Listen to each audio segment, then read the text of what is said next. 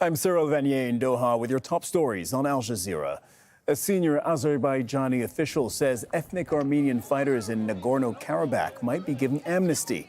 There have been protests in Yerevan against the government's handling of the crisis. Talks are underway to discuss the reintegration of the region into Azerbaijan following Wednesday's ceasefire. Ukraine's president has been rallying support among U.S. politicians against the Russian invasion. U.S. President Joe Biden has announced a $325 million aid package for Ukraine, but some Republicans are pushing back on the military aid that Kyiv is getting.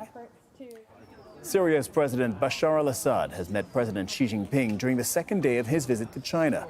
Earlier, he visited a temple in the city of Hangzhou, which is hosting this year's Asian Games. Assad is expected to attend the opening ceremonies. His visit is being seen as a bid to end more than a decade of diplomatic isolation under Western sanctions. Houthi forces have held a military parade on Thursday to mark 9 years since they seized control of the Yemeni capital, Sana'a. It's come a day after Houthi officials ended talks in Saudi Arabia.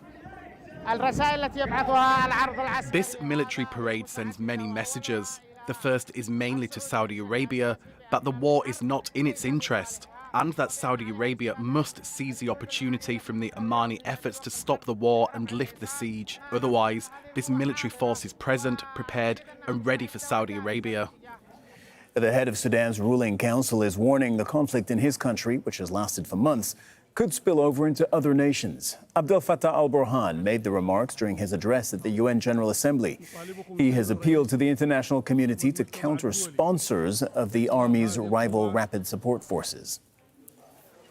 Media mogul Rupert Murdoch says that he will step down as chairman of 21st Century Fox and News Corporation.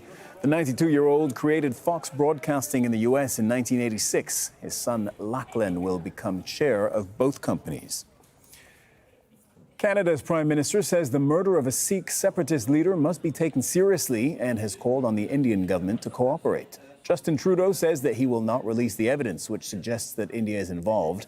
New Delhi has denied the accusations.